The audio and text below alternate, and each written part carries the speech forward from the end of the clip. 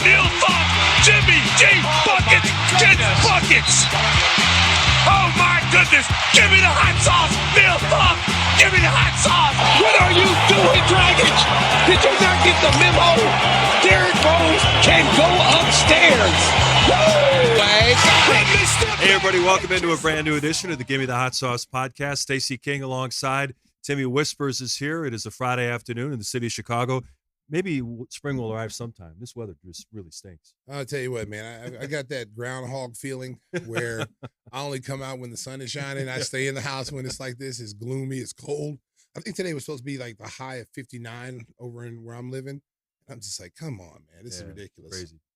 Well, does it remind you of the weatherman? We were just talking about that with Nicolas Cage. Yeah.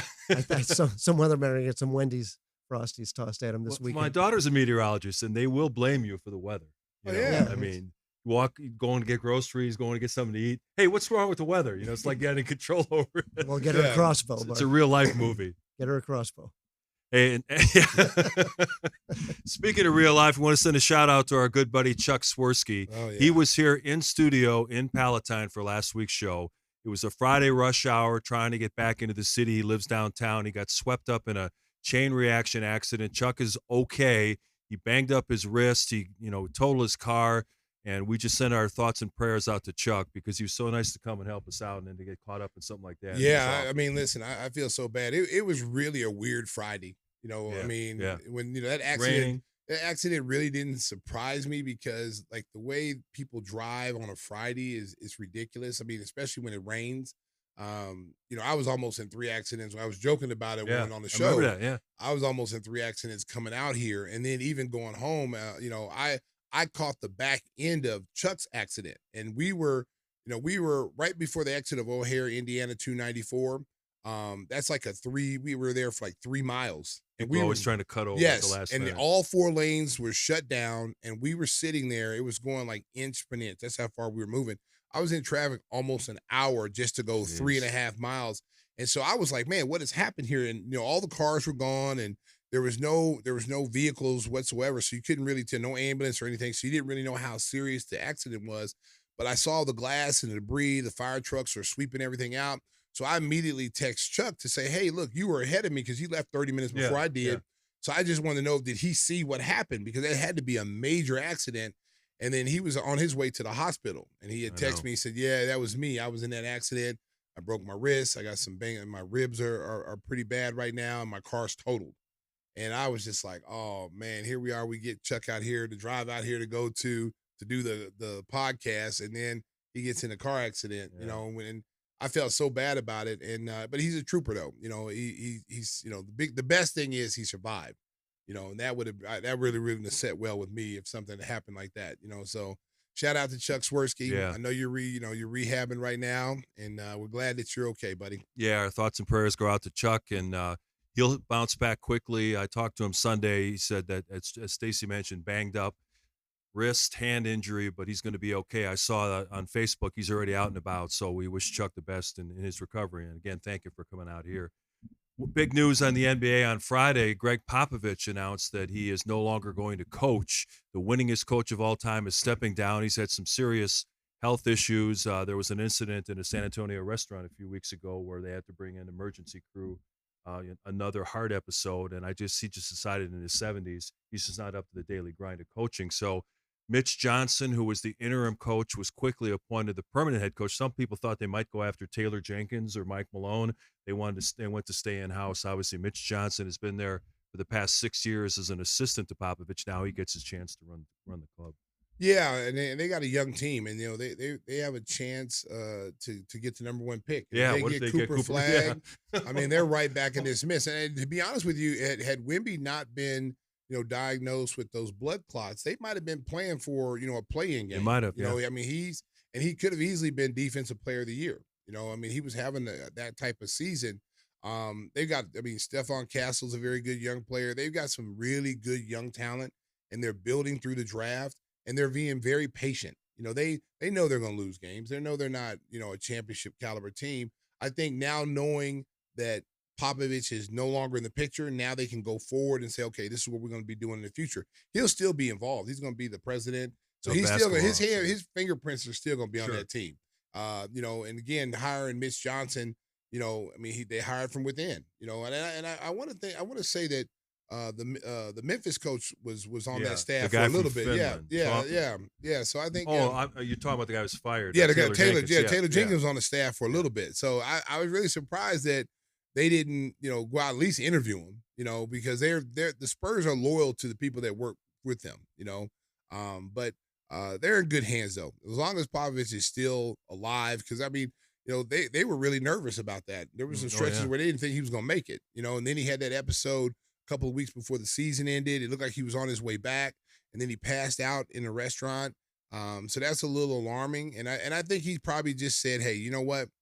I just don't have the energy that I need to run a basketball team as a coach. So I'm gonna step aside and let this young kid do it. He did a good job.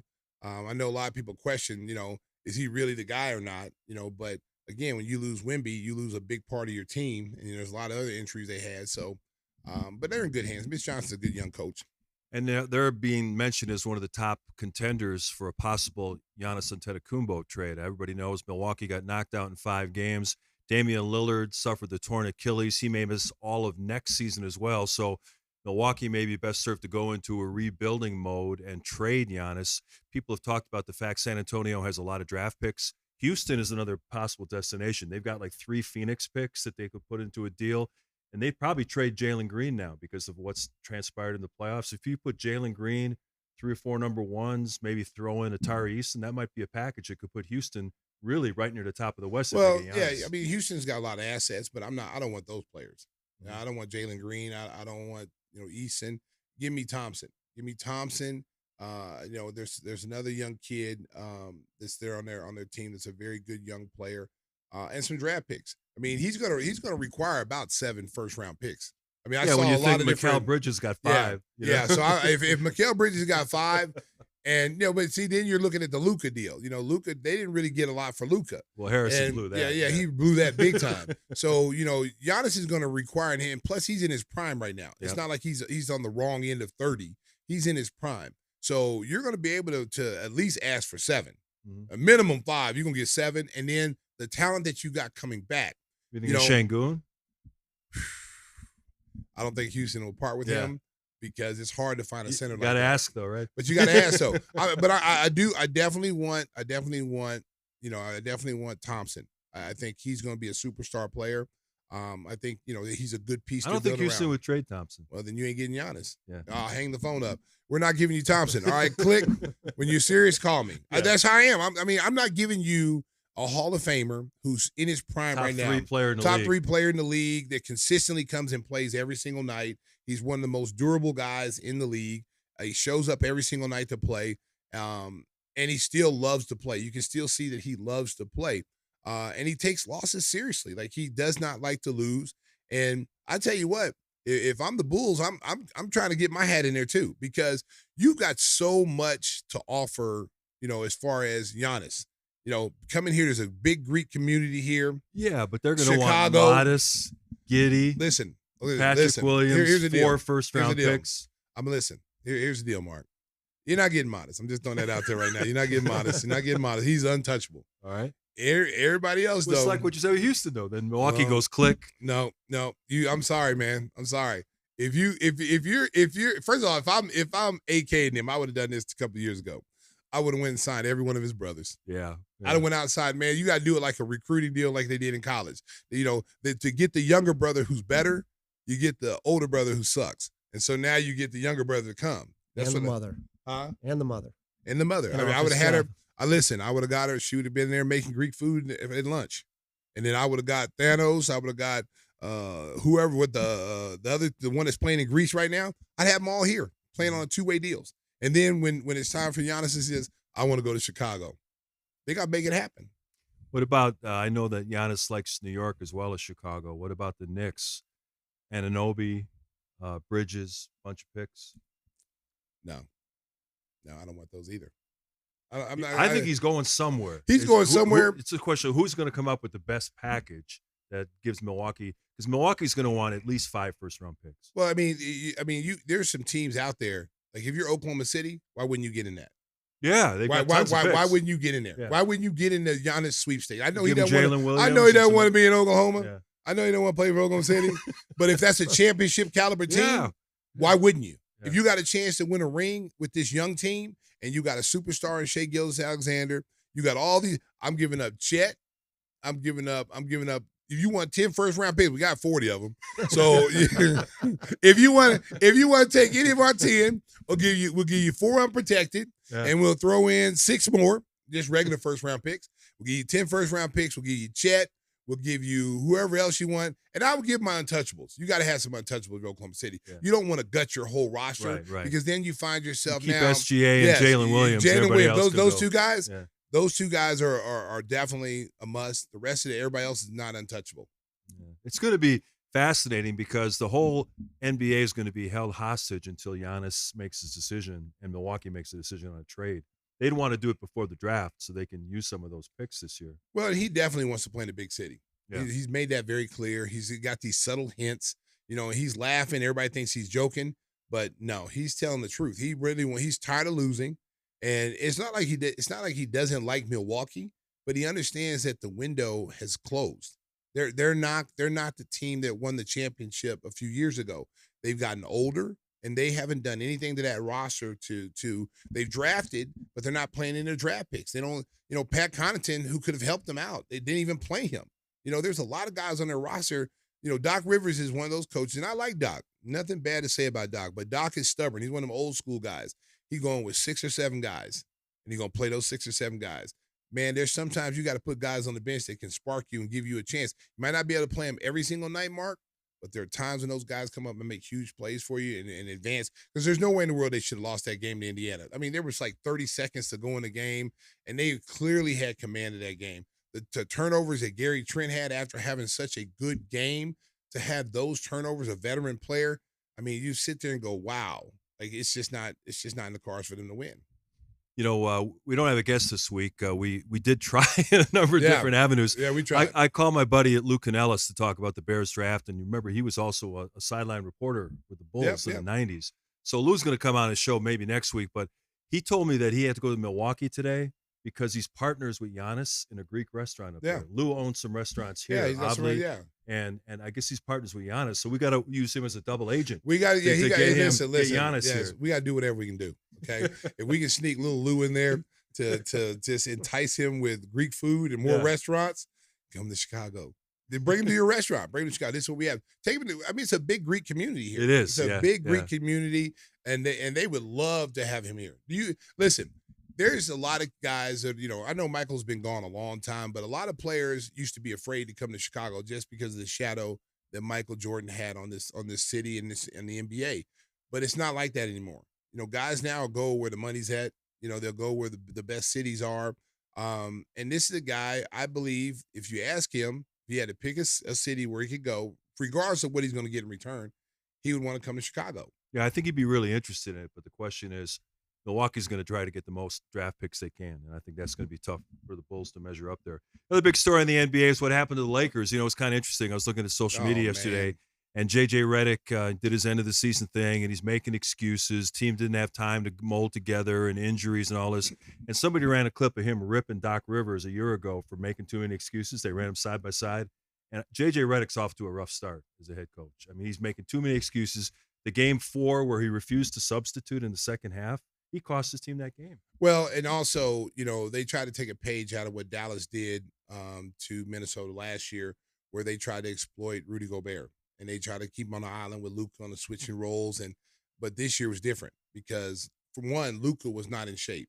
Okay, Right. He was not in shape, and in shape Luka, there's no way in the world Gobert can guard him. But Luka, that's probably 40% of who he was the last 5 years where he's been first team All NBA. He was not the same guy. That calf injury took a lot out of him. I think mentally being traded, he's not gotten over that. And I just don't think he was, the Luka that we're going to see next year. I know he was out there physically, but I just think that he was half himself. And then you're playing with LeBron, and what's your role with LeBron? I got to stand over here, and finally, you go up against a team that, number one, is not afraid of you. Anthony Edwards, listen, when they get, Shannon Sharp, all these, Lakers in 5, okay?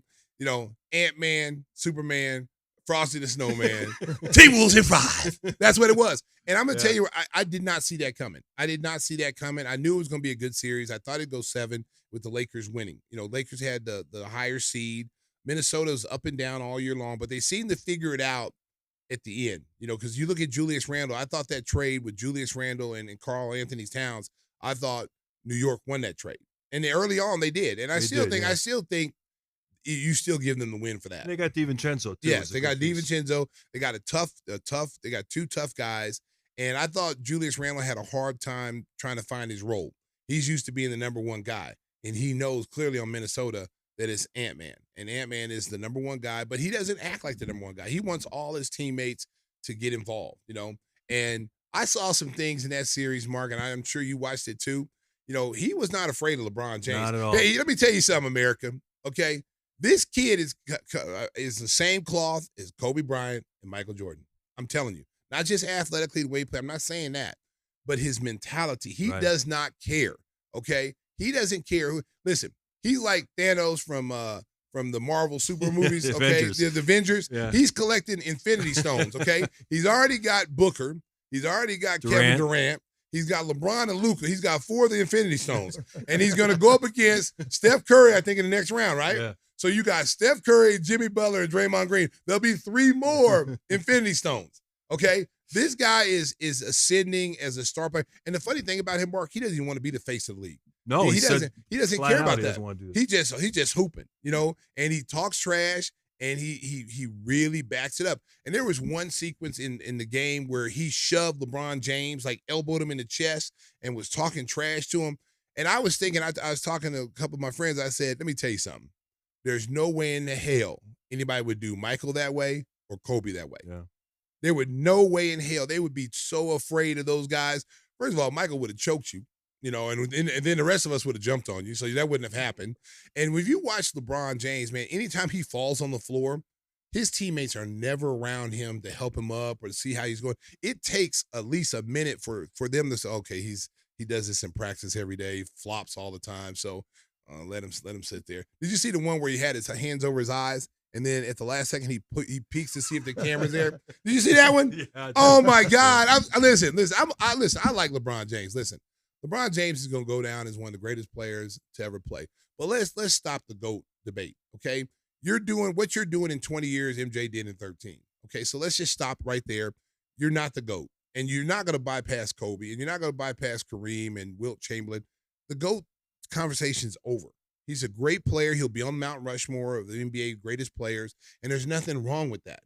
But this trying to control the narrative and trying to, blame other people. Like they interviewed him at the end of the game, and he was saying, trying to be funny by saying, hey, look, they said, what do you think you need, for next year to make your, team better, get more size, whatever. Well, I don't really, I'm going to be quiet on that, no comment, because the last person, when AD said something, they traded him. It's like, well, no, you traded him. Stop trying to blame her. You traded him. And then you tell everybody you had no idea that he was going to be traded. Come on, man. I just saw on X that LeBron, they've now announced that he suffered a grade 2 MCL sprain. Come on, man. And he would have been out 5 to 7 weeks. Come on, man. Listen, you go That's back. Cover. They're providing cover. You go back to every time he got knocked out in the first round. He's got to have ankle surgery. Well, that collision with DiVincenzo. Come on, man. I mean, he weighs 60 pounds more than DiVincenzo, and he crumpled to the ground. Come on, man. Come on. Listen. Like I said, man. I like LeBron James as a player. I like what he does off the court, but the antics that he does, man, like and then the way he's kind of manipulated, the league. Like he's a guy that says, I don't want to play with these people. I want to play with these people. So do what you got to do to get me these people. Okay. I want a dream team. I want my son to play, because like I said, you could have used that second round pick or maybe even traded someone to get someone that could have helped you this year. I'm not saying Bronny's not an NBA player, but he's not an NBA player right now. And you could have signed him as a free agent. But, LeBron's ego would have been bruised if his kid goes undrafted and then the Lakers sign him as a free agent. So wait till Bryce is in the draft next year. Oh my God. I'm gonna tell you something right now. If Kobe Bryant, I said this last week or a couple weeks ago, if Kobe Bryant was still alive right now, the Lakers would have tried to work out a deal to trade LeBron. Because Kobe would have been like, get this guy out of here, man. Get him out of here. This is not the Lakers. This is not the Lakers that I know. And his agent, which was Pelinka, Rob Pelinka was Kobe's agent when he was a player. And you don't think Pelinka wouldn't have listened to Kobe? You don't think Kobe has that kind of power? I'm surprised Magic hadn't said something, or something like James Worthy. These guys went into, Jeannie Buss and say, hey, look, man, it's not working.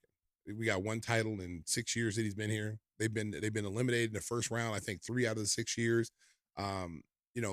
There's nothing, and that championship in the bubble really shouldn't count. It should be an asterisk. I know it's a championship, but it's not. Is it really a championship? Yeah. Is it really a championship? Yeah. It's kind of like the Summer League championship. Remember when they won the in-season tournament and they hung banners? Yeah. Yeah. Kobe would have been like, take that down. Take down. No, we're not. We're better than that. We're not putting those kind of banners up. We mentioned it's going to be an interesting offseason of trade and free agent speculation. We talked about Giannis. The other guy who's going to be in speculation is Ja Morant in Memphis. Oh. The Grizzlies just announced this afternoon that they are keeping their interim coach, Tuomas Asalo, who played in Finland for a long time, and he took over after Taylor Jenkins was fired. So they're staying in-house to go with the head coach. But Morant, again, getting in trouble with the league. He went from gun celebrations to tossing hand grenades, and he said, no, I'm just throwing joy in the air, whatever he said. But I think they may look to move him, too. It's going to be interesting to see. Kevin Durant may get traded. It's going to be a crazy summer. Well, and Jaren Jackson on that team may get moved, too. I mean, they're a team, like, if you take away the antics, okay, they're a team that you would think would be a top 3 team in the Western Conference. But Ja Morant's antics is really, he needs to grow up. And his father, who doesn't help the situation, he's trying to be an NBA player. He's got sunglasses on at games, and he kind of condones his behavior. But as a father, when you see your child, even if they're a grown man, if you see them doing something that's questionable, if you see them doing something that is an embarrassment, that you shouldn't be doing this, you have to step in and say something. No matter if they're adults or not, you have to step in and give you, like, hey, this is what I see. I love you. I don't want anything from you. All the other people want something from you. But I'm telling you as a father, this is not the way to behave.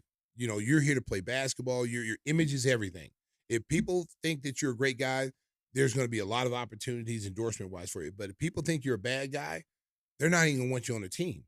People are not going to want to be around you because they don't know what you bring. And is this guy going to bring gangs, to the executive meetings? Is he gonna shoot up the place? It's like and the kid was on the way of being the face of the franchise a couple of years ago.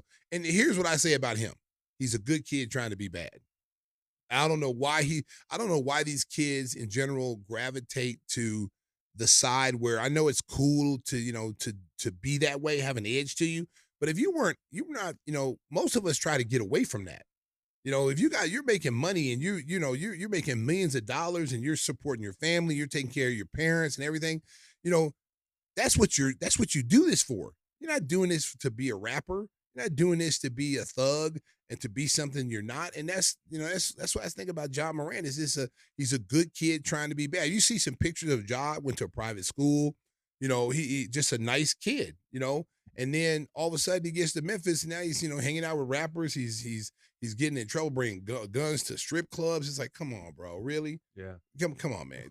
You're doing too much. Well, speaking of dads and Giannis and bad examples, the Halliburton thing. That was ugly. That? You know what? He's lucky he didn't get a 2-piece. Let me tell you that. Yeah. You either got a 2-piece, a biscuit, fries, and a Fanta Coke. When Giannis flexes over you like that, you don't back up? Listen, fans, listen. I'm going to just say this, okay? Here's what I say about fans, okay? I listen, love them or hate them. Fans pay to say whatever they want, okay? Even though if you don't like it, as long as there's not any racial slurs. But you're able to, Mark Schnasser, we hate you, and okay, cool, you hate me, all right? But I'm going home to my house and I'm going home to my family who love me, okay? So as athletes, you block that stuff out. But it crosses the line when you come out on the floor.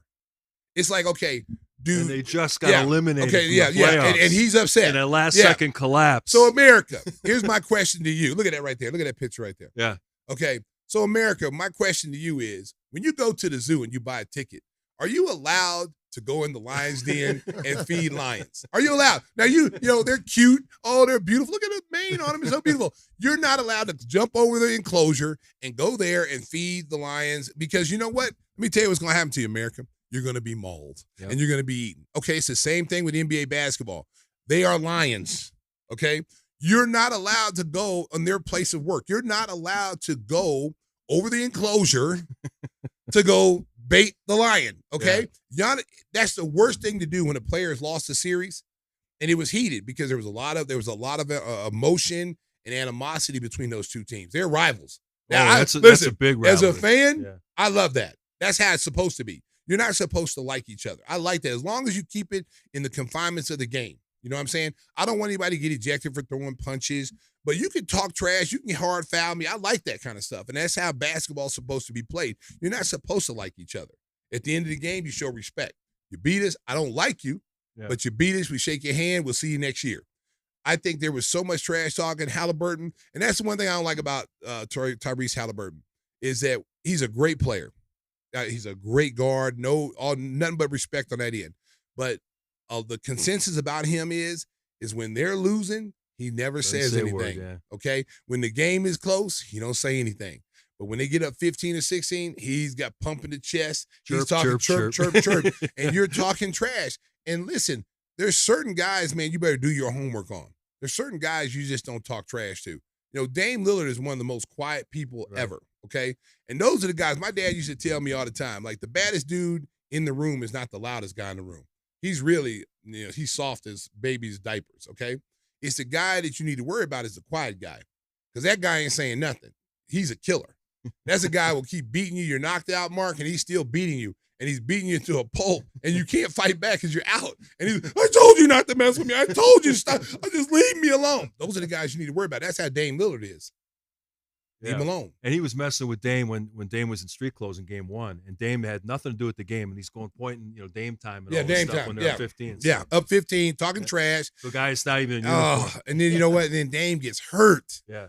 Like that turned the whole series around. Now, I think Indiana probably still wins that. Yeah. But you never know what's going to happen when they go back to Milwaukee. If they win, you know, was it game 5? If they win game 6. Yeah, game 6 in Milwaukee. Game 6 in Milwaukee. You never know if they win game 5 because that's the same situation. Whoever wins game 5, because that team has home court advantage. You win game 5 in Indiana, now pressure burst pipes because now you got to go back to Milwaukee in their home court. They got confidence now. They win that game. And now you force a game 7. Anything can happen in a game 7. And, you know, Indiana could get, you know, like I say, pressure burst pipes. You know, maybe they don't make shots. Maybe Milwaukee's confidence is so high after winning 2 games in a row to force a game 7. That's why teams don't really want to go into a game 7. Yeah.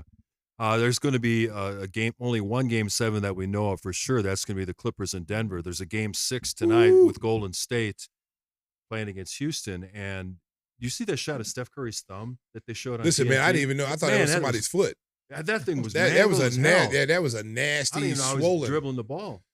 He said it's not affecting him, but you know it is. Listen, well, you can't say it's affecting because then if you say something, the other team's like, all right, well, Brooks admitted that he's trying to hit it every let me chance tell you he something. gets. Listen, I know, you know, Brooks is a player that lives on the edge, okay?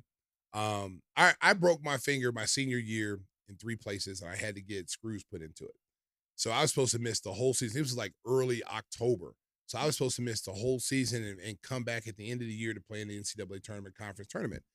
And my whole draft status was like, oh man, I kept saying dollar sign, cha-ching, cha-ching. I went from, you know, up here to top 5, 6. I'm thinking, oh man, I might be at the end of the first round, you know? So I got to get back. So I rehabbed and got myself back. And I only missed like 5 games. And so we're playing North Carolina A&T. And I remember we were playing on NBC, and the guy who started in front of me was my roommate, and he had another reason why I got back quick because he was killing. He was averaging like 25 points, 16 rebounds. I was like, they don't even miss me. I was like, I got to get back quick. So I get back, 5 games back. I get back. I let the guy start. I want him to start on TV, his family watching, whatever. So coach said, you ready? I'm ready. So he puts me in there like 2 minutes into the game because the guy got 2 fouls quickly. So I go into the game, and I'm a little scared because I'm like, okay, I got a broken finger. I've been shooting by myself, and nothing's happened, but I haven't played 5-on-5 yet. So I'm like, okay, I'm just going to kind of lay low, you know, pick my spots where I'm going to be aggressive. So I'm just standing there. The ball's on the other side, and they blow the whistle, and I'm just standing in the lane looking. all of a sudden, the power forward guy who was guarding me grabs my surgical repaired finger and yanks it. Wham! Just yanks it. And I almost jumped out that building. It hurt so bad. And so I said, oh, let me talk to you for a second. Let me talk to you for a second. I said, if you do that again, I said, I'm going to beat your ass. I'm going to punish you. I'm going to get ejected. Don't ever. He said, Stacey, I'm sorry, man. I'm sorry. I know you're hurt, but my coach told me to do that. Oh, yeah. And that the rest of the year, Mark, guys were targeting my hand. And it was my left hand. It's my shooting hand. And they were smacking me on the hand. They were doing all kind of the hard fouls. If I went up, they hard fouled me, karate chop. And I remember that. So when I saw Steph Curry, I'm like, oh, man. I said, he better get prepared. Because that thumb looks bad. Udoka and that Houston team is a very physical team. They're very, very physical. You got a guy like Brooks who lives on the edge anyway, so he's going to take any chances he got. He's going to whack it. It's going to be interesting. It's going to be interesting. Before we wrap up on basketball, both top seeds, the Cavaliers and Oklahoma City, win in sweeps. You look at them as the favorites, or you think they have a chance to get knocked off? Well, let me tell you something. Boston's kind of banged up. Listen, Cleveland. We talked about Cleveland early in the year. They got what is needed to beat Boston in the Eastern Conference Finals. They got bigs that can switch out and guard people. They went out and got the players they needed to be able to go up against Jason Tatum and Jaylen Brown.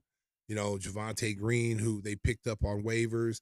DeAndre Hunter, who's a starting small forward in Atlanta, who's a very good defensive player.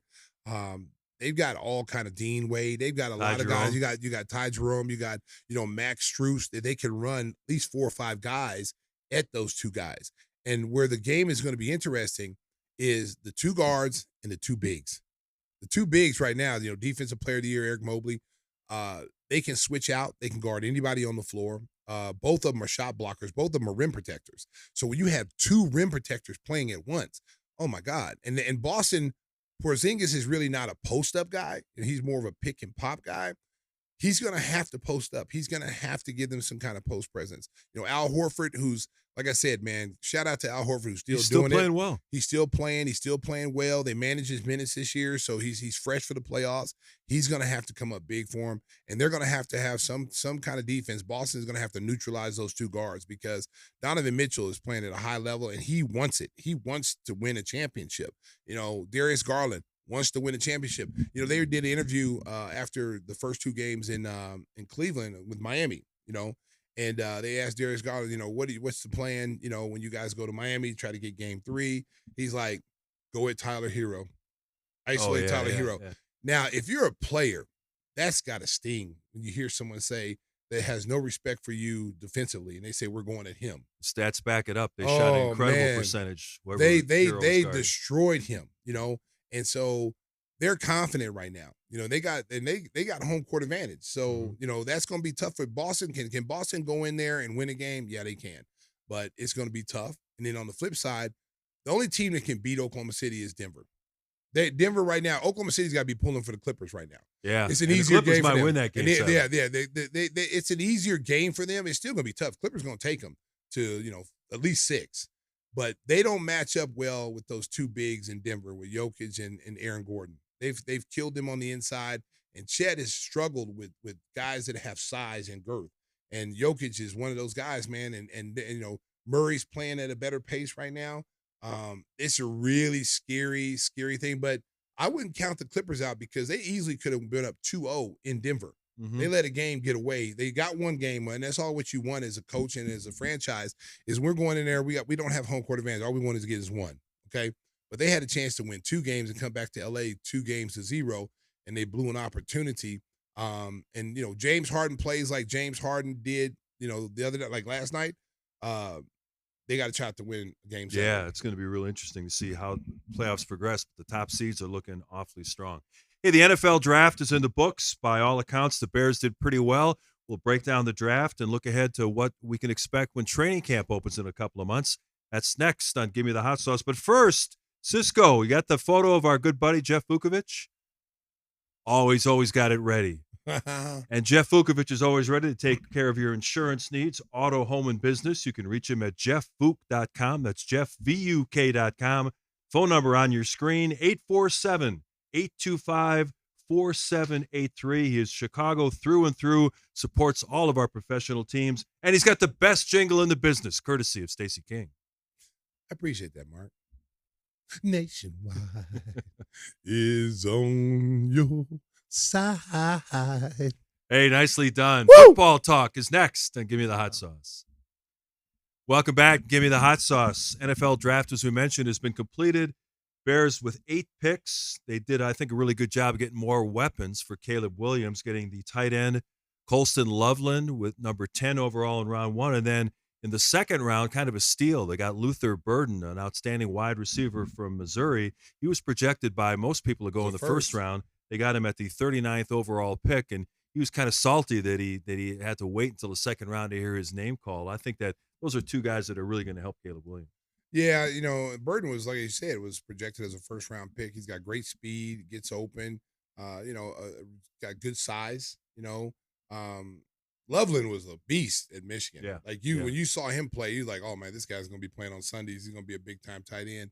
The tight ends are no longer the blocking guys now. They're more H-back. We talked to, Mark Grody last week about how people look at tight ends now. They've gone from, the big Dave Christensen guys who are the huge, strong blocking guys to now having extra wide receivers, guys that can stretch the field, get out down the middle of the field. What's going to be interesting is how they're going to do a 2 tight end set. Cole Kmet, I thought last year they didn't use him enough. I think, look, I know rookie quarterback, he was looking for guys that he's looking for Keenan Allen. He's looking for, Dunze. Yeah, he's looking for all his main guys. And I thought if they used Kmet a little bit more, down the middle of the field, he's got matchups that he can take advantage of. That's why it's going to be interesting when they went out and drafted a tight end. They probably had to tell him that, like, hey, our system is a 2 tight end system. We're going to use you the same way. You're going to be, you're going to be out, getting passes. Your role's not going to change, but we like to have 2 tight ends that are dangerous, especially in the red zone. Those guys have size. Now you get them matched up on a linebacker who can't match up with speed. You get a cornerback or a safety on them that they're clearly bigger than. They're going to throw it up there like a basketball jump ball. They got a lot of weapons now for them. Another pick in the second round was the offensive tackle from Boston College, Ozzie Trapillo. He started the last 2 years at right tackle, so there's a lot of talk that he may stay at that spot. 6 feet 8 inches tall, over 300 pounds, and they may move their current right tackle over to left, Darnell Wright, and put Trapillo at right because that's where he's more comfortable. What they've said is that they're going to find the best 5 offensive linemen and figure out what the best positions are. But, Trapillo at 6'8" is an interesting prospect. Well, and some people had him, rated higher too. That's 6'8", 300+ pounds.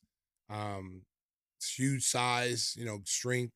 The Bears addressed a lot of issues. They needed linemen. That's the number one priority. You want to get a pass rusher.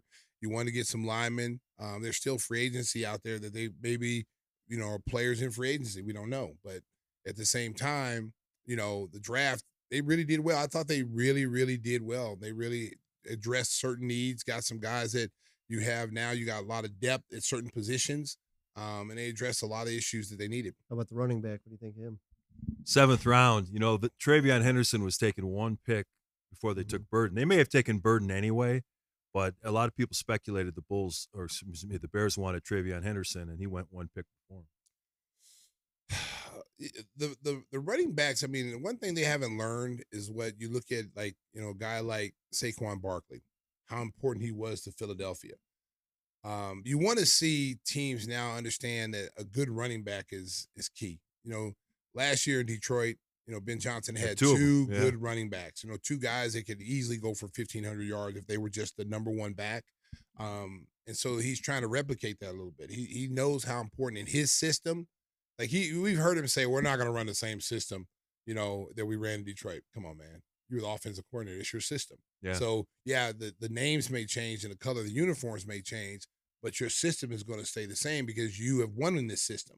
Now you got a quarterback that can play outside the pocket, that can move, that's mobile, not taking anything away from Jared Goff. He's a pocket passer. He had good protection. You saw film on Caleb Williams. You got to give him some time, so they address their needs. They got some more weapons for him. And, I'm anxious to see. Listen, we said last year, the year before they won 7 games, we thought, okay, they can win 10 this year. I would have bet the farm that they were going to win 10 games, even with a rookie quarterback. Buy in. Let's do it. So, America, I guarantee the Charles Barkley guarantee. The Bears will win 10 games this year. All right, you heard it here on Give Me the Hot Sauce. And then make sure we put this in the archive, Cisco, and we're gonna replay this if they only win 3, and then I'm gonna erase it so no one knows that I said this early in May. Another guy the Bears are hoping could contribute right away is the defensive tackle from Texas A&M, Shamar Turner. He's mostly a defensive tackle, and he said right away that he's going to kind of follow Grady Jarrett around and try to learn everything that he's absorbed over his 10-plus years in the NFL. And this is a guy they can develop as in the rotation at D tackle, and they think that they may have found a diamond in the rough there. Texas A&M. Well, I mean, Texas A&M has really produced some really good defensive linemen. Going back with Myles Garrett, they've had some really good athletic big guys. And so I see him being that line, but it's, again, he's got a high ceiling. He'll be able to come in immediately and contribute, maybe, 30, 40 snaps, but I think he'll be a guy that you can build around as the years go by. Mm-hmm. And he plays angry too. Yeah, he plays violent. Yeah. And I mean, you got it. Like, I always say that in basketball, you got to have some dogs on your team. Mm-hmm. You got to have some guys that with a chip on their shoulder, and he'll be a guy that has a chip on his shoulder because there's some guys that got drafted before him, and when you're in the draft, you always look back and go, I was better than that guy. I killed that guy. My stats are better than that guy, but he went in front of you because maybe he ran a better 40 or he had better bench press, whatever. But it doesn't mean he's better than you. It just meant he had a better combine than you. Tape doesn't lie. This guy is very productive. When you watch the film, he's very productive. Speaking of productive players, Tim mentioned it earlier, drafted in the 7th round. Kyle Monangai from Rutgers. Now, he led the Big Ten in rushing 2 years ago. I think he was 2nd this past year. Very productive player at Rutgers.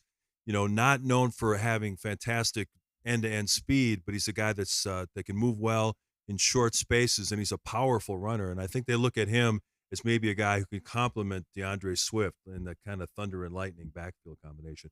We'll see. He was like the 22nd or 23rd running back drafted, so scouts must have some thoughts that he's weak in some areas, but he was very productive in college. Yeah, and then looking at some of the picks, one thing that was consistent in their reports, they all were guys a lot of yards after contact. Yeah, and it made you think, guy. and that was true, of course, the tight end and then the receiver and the running back, and is that going to be part of the change in shift for Johnson? Well, the thing I liked what Ben Johnson said after the draft, he said, we don't have a depth chart. We're going to training camp. Every job is open. And that's what you got to have. You talk about competition. Now they're at a point with the additions they made in free agency and the draft, they can really say, we're brand new staff. Now, certain guys are going to play, but there's going to be maybe 8, 10 positions where let's fight it out. Let's see who the best guys are. Show me what you got. Yeah. I mean, when you come in as a new staff, you come to a team that's not had the relative success that they're used to having. And, they've been struggling for a few years now. You have a franchise quarterback. I think in year 2, he's going to jump out and explode. Mm-hmm. I think you're going to see, similar things what you saw the kid in Washington with Caleb Williams, Jaden Daniels. I think you're going to see the similar jump for Caleb Williams because now you're in year 2. You got a better coach, better offensive coordinator, better quarterbacks coach.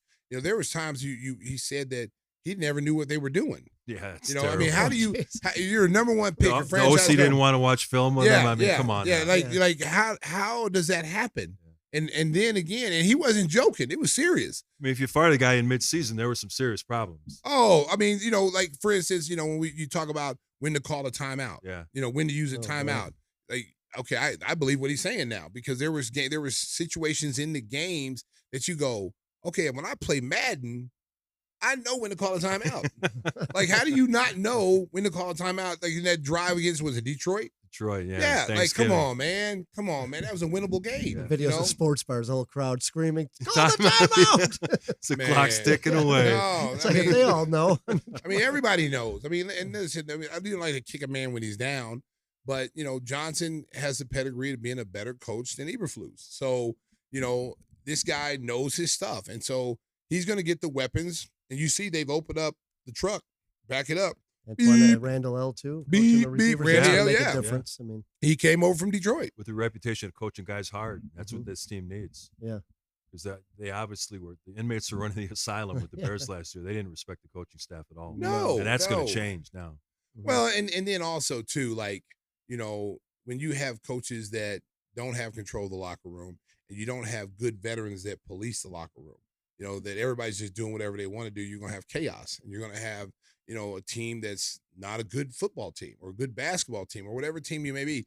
Your leaders start in the locker room, the veteran guys. If you see Caleb Williams not going to meetings and not being prepared, your job is to tell him, hey, man, you got to come prepared every week. You cannot be afraid to light into guys who are not doing their job, because that person, you depend on that person. If I'm a defensive lineman, I'm a defensive tackle, I'm depending on my line mates to know what they're doing, know what stunts we're in, how are we rushing the quarterback? Are we dropping in the zone? I expect everybody to know their job.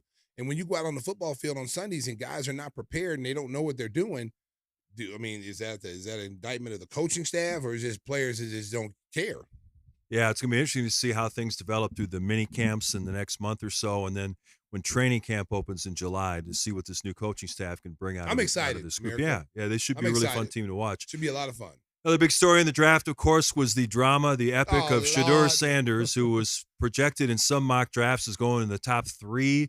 The Cleveland Browns had the second pick. Some people thought they were going to take Shedeur Sanders. He didn't get drafted until the 5th round, and the Cleveland Browns actually took Dylan Gabriel from Oregon 2 rounds before they took Shedeur Sanders. Now they're bringing 5 quarterbacks to camp. Of course, Deshaun Watson is hurt and not ready to play, but it's just ridiculous, the situation that this young man's been put into. Listen, I've heard all kind of takes. So it's very frustrating, because you listen to some of these people and it's like, well, he's not a good quarterback.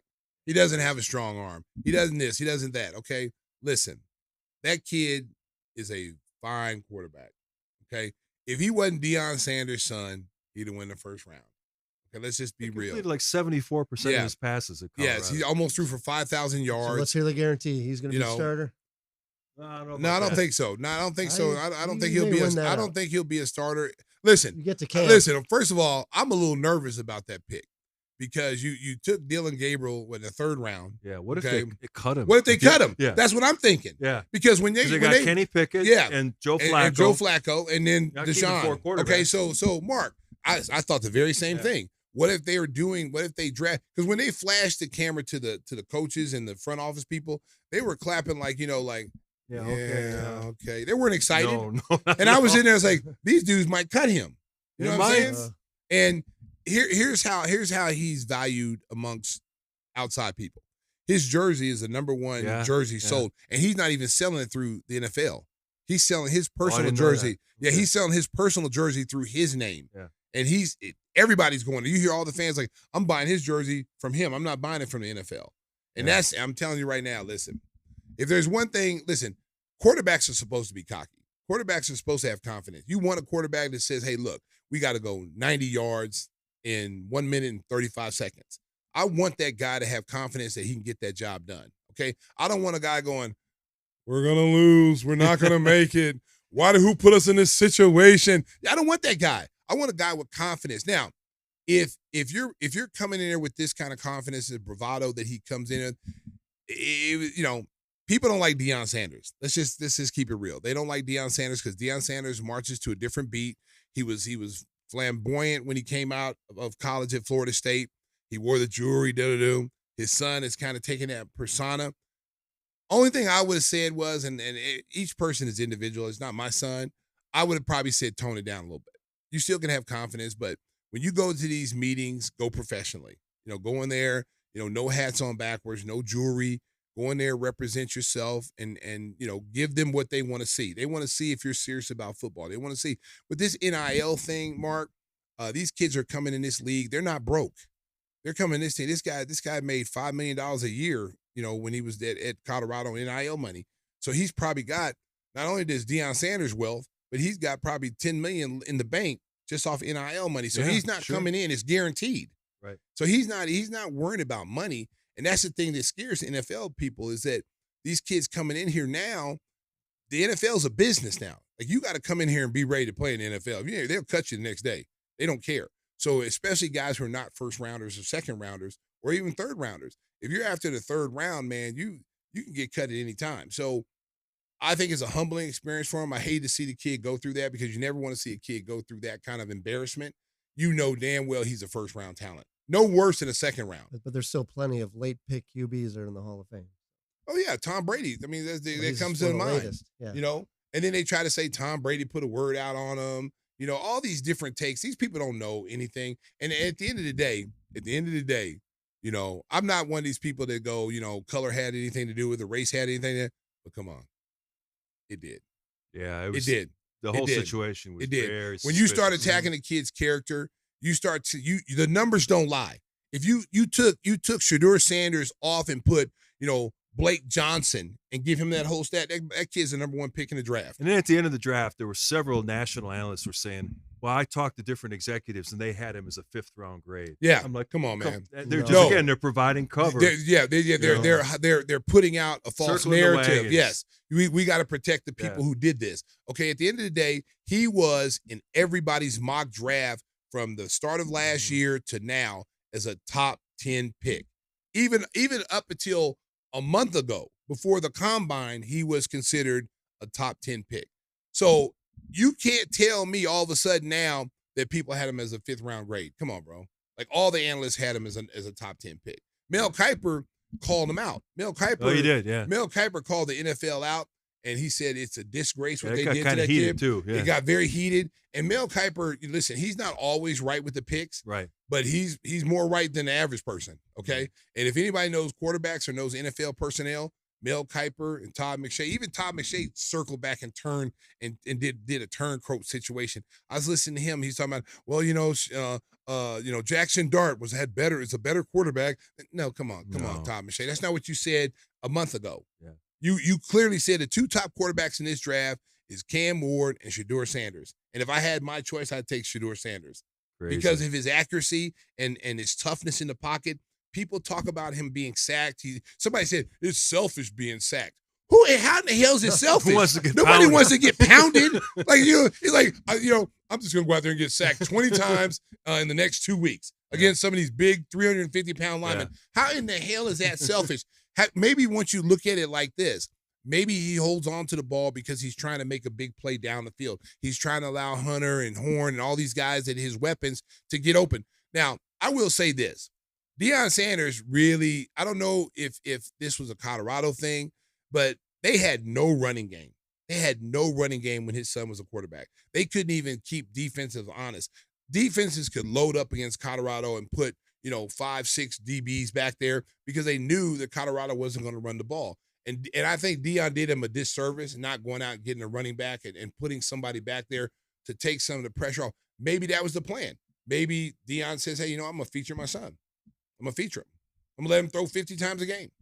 Before we get out of here, you mentioned NIL money, and it's interesting what's happening with college basketball now. The transfer portal. Kids now, the fewest amount of people apply for early entry draft than we've seen in a long time because they're making so much money in college.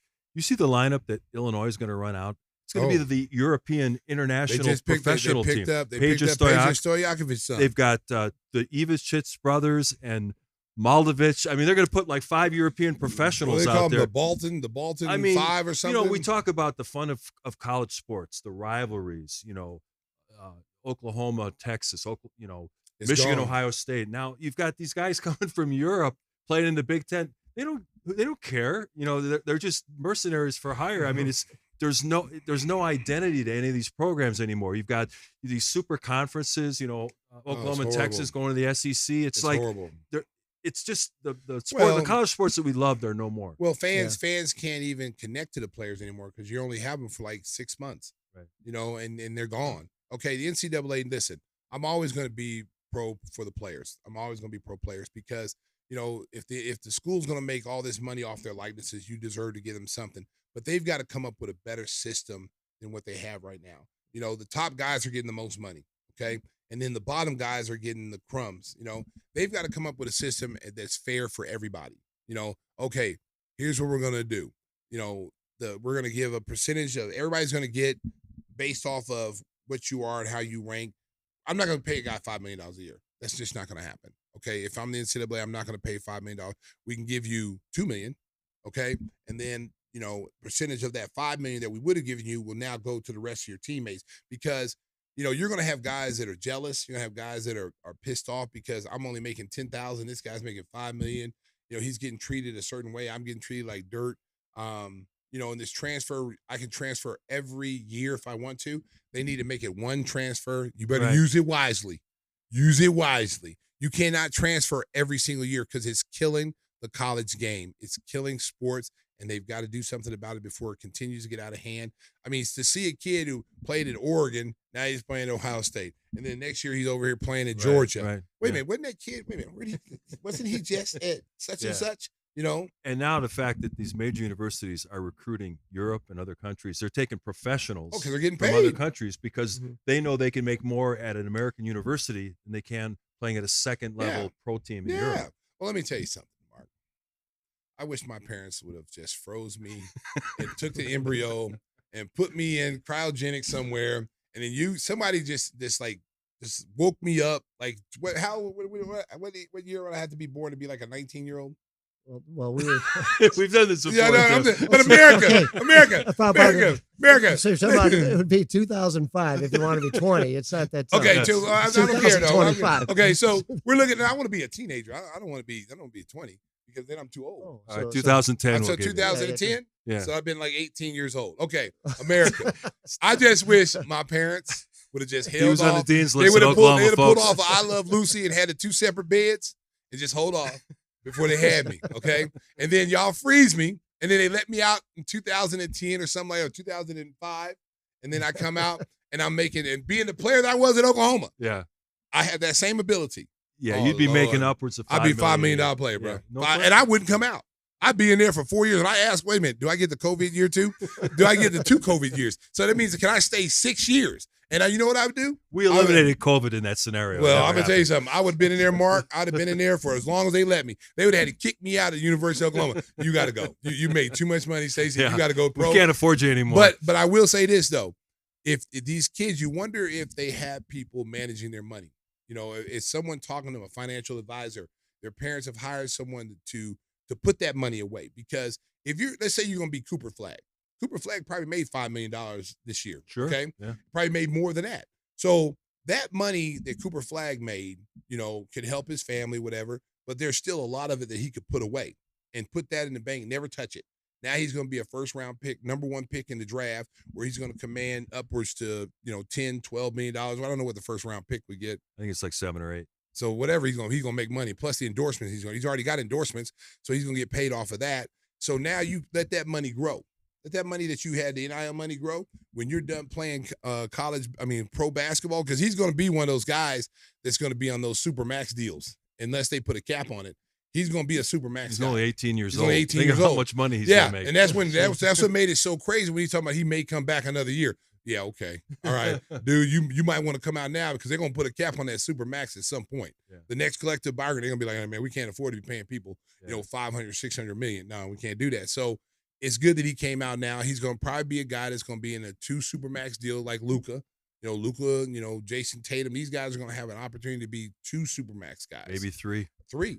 So now that money that you put over here has grown. Yeah. So now you got a nest egg over here that you didn't even know there was going to be a nest. Matter of fact, you forgot about it because you're making more money over here now. So if you're going out to buy some University of Illinois gear, make sure it ends with IC at the end because everybody on the team is an itch.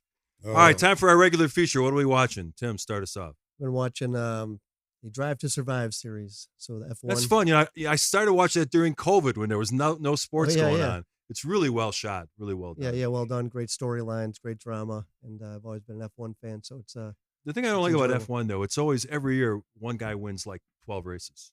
The names change, but it's always somebody wins everything. Well, there was a couple of years like that. Now it's changed. I mean, you had a different. First, it was Hamilton. Lewis Hamilton, baby. Yeah, well, he dominated for years, but now you can see where who's the guy now? It was a 3-way race now for the teams for the Constructors Cup. But last year somebody won every race. Yeah, well, about. No, not really. It was really mixed up. The dominance. So Leclerc won a few, and of course it's Max Verstappen who's Verstappen, been the dominant guy lately. But the last race of the year, last year, came down to Lando Norris or Verstappen to win the Drivers' Championship. And Lando Norris just crushed under the pressure. And Verstappen did go from something like P17 and to win the race in the rain. It was But they really do take you behind the scenes. And Yeah, it's it's well done, beautifully well done. shot. Yeah. There's a lot no of Michael characters. Schumachers out there, baby. Michael Schumacher was dominant, baby. Yeah. Dominant for a long, long time. And there's not that out there. Well, Lewis is one ahead of him, and now Verstappen's got 4. And but he's still a young guy. He has a shot at getting the title. I like Lewis. But now Hamilton. Lewis is pretty cool. I like with Lewis. Ferrari now. Lewis In Hamilton's these cool. Netflix series, they're doing it with golf. They're doing it with the quarterbacks. Yes. They did it with the NBA for the first time this Yeah, year. that was good. Isolated like 5 or 6 guys. And Yeah. really well done behind the scenes stuff. Yeah, it's nicely done. And they, Stacey, what do you got? You got an interesting show that you started on. oh, jeez. Yes, I started watching Bondsman with Kevin Bacon. It's about a guy who does something bad. You find out what happened, why he ended up going to hell. He ended up going to hell. His soul goes to the devil. But he came back. He came back, and he's his job now. He's a bail bondsman who goes out and gets guys who skip bail. But now his job changes now because he works for the devil. So he's now That's getting a tough boss. That's a tough boss. Yeah, there's no raises. There's no pension plans. There's no 401k. Yeah, no 401k. So his job is to go out and go get demons who are trying to escape hell. If you know the story, Lucifer, turned against God. He was God's favorite angel, turned against him. They got expelled. They tried to take over heaven. They threw him out. And so Lucifer is trying to keep the demons who were tricked into fighting, God. They didn't really want to fight God, but they were tricked into it. So they're trying to leave.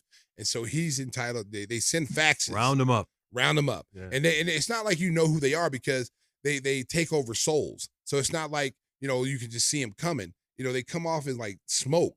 And then all of a sudden you'll see somebody, and then there'll be a demon. And their eyes turn like orange.